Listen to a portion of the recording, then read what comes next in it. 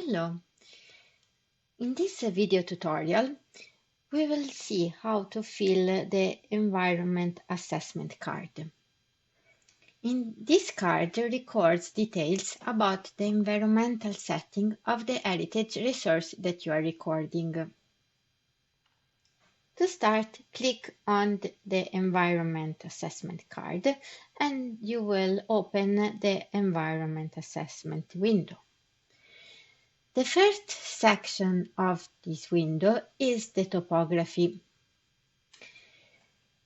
In this field, you will record the topography of the area where the site is located.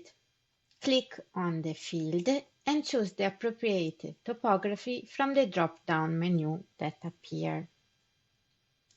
Refer to the glossary, which provides definition for each term. In this case, for our site, we select precipice edge. Click on the Add button, and the topography type will be recorded. You can see in the blue text under the Add button, as well in the card tree. You can click on it to delete or change and make some edit. To go back to the environment assessment window, just click on it in the card tree.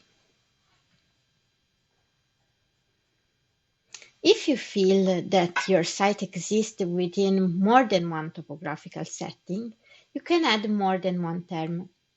For example, if you have a site on a cliff next to a sea, you can choose Ocean Seashore and click Add, and then you can also choose Precipice Edge and click Add. And you will have here two different topography types.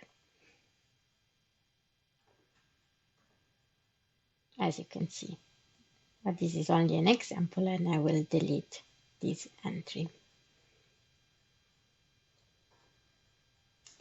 The next section is land cover. In this field, you will record the type of vegetation or other cover that exists in the area where the site is located.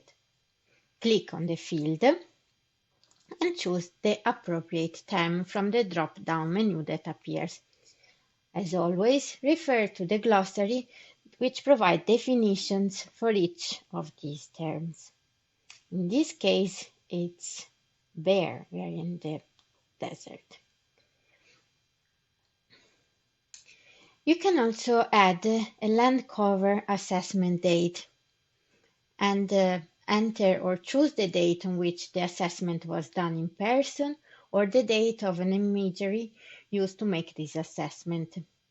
As usual, the dates can be added or clicking, and a calendar pop-up will appear and you can navigate among years and months and select the precise date. Or you can directly write in the text box in the format year, month, day.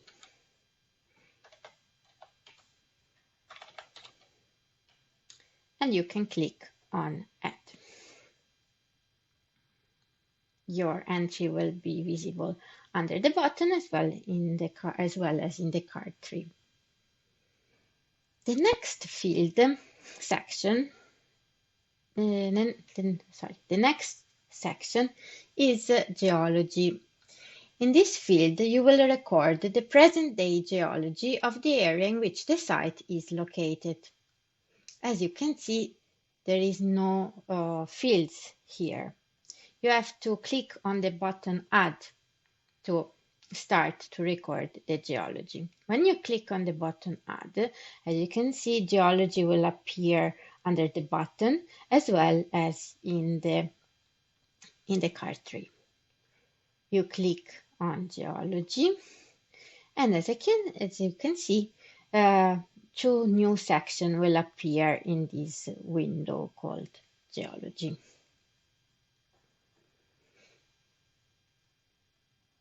You can click on the field bedrock geology to select the appropriate term for the geology of the area. Once you selected one, you just click on Add, and the entry will appear under the button, as well as you can see in the card tree. The same for superficial geology. Also in this case, you can select one of the terms from the drop-down list, refers to the glossary for detailed definitions, and click on the also on the right the positional process. You click on Add, and as you can see, your entry is now under the Add button as well as in the card tree. Now, if you want to fill information about the marine environment, you have to click on Environment Assessment again, and you can go to the section Marine Environment, or you can also click directly on the card Marine Environment. In this field, you will record basic information on the physical processes operating in the marine environment in which the site is located. In this case, for our site, we cannot fill this section.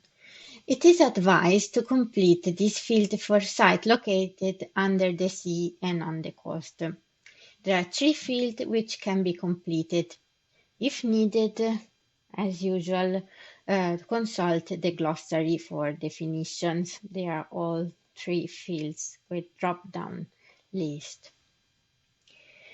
The fetch type describes the fetch, so the distance of open water over which wind and waves can travel, all in proximity of the site. Choose the appropriate term from the drop-down menu. Wave climate describes in general terms the wave regime of an area at or around the site. Also in this case, choose the appropriate term from the drop-down menu. Tidal energy instead describes in general terms the tidal regime of an area at or around the site. Choose the appropriate term from the drop-down menu. I make an example just to see how it looks to add one of these fields. Once you have filled everything, you click on Add, and you can see that your marine environment was recorded in the card. In this case, I will delete this entry because our site is in the desert of Jordan and not on the coast or in the sea.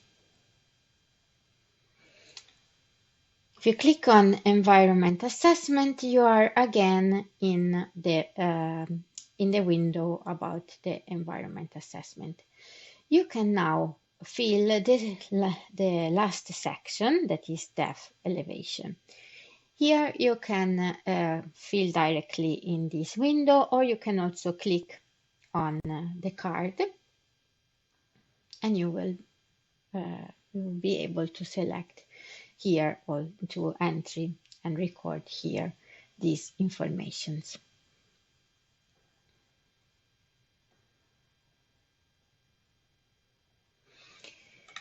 Depth and elevation. In this field, you will record basic information on the general depth and elevation of the site. There are 4 fields which can be completed. The first is the minimum depth, maximum elevation in meter. You have to enter here a number. This field refers to the highest part of a site. You have to note that for underwater sites, this equates to the shallowest part of a site. That's why this field is also named minimum depth. This is a free text field, so you have to enter a numerical value in meters, for example, 50 meters. And please use a minus to denote values which lie below the datum. you used. So you can write 50 meter or minus 10 meter. The second field, the maximum depth, minimum elevation, refers to a lowest part of a site. You have to note that for underwater sites, this equates to the deepest part of a site, hence the term maximum depth. This is a free text field, and as before and as above, you can fill with a number like 50 meter or with a minus to denote values which lie below the datum that you used.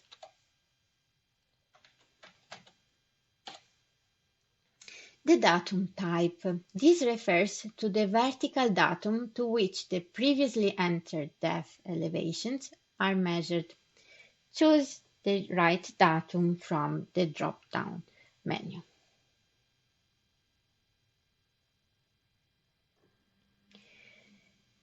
The last field is datum description or EPSG code. This field can be used to provide additional information, if required, on the previously entered datum. Enter the data as free text. Once you filled all the information, click on the Add button, and your entry will be recorded in the card tree, as you can see here. Also, in this case, I don't have information about the elevation of the site, so I will just delete this entry.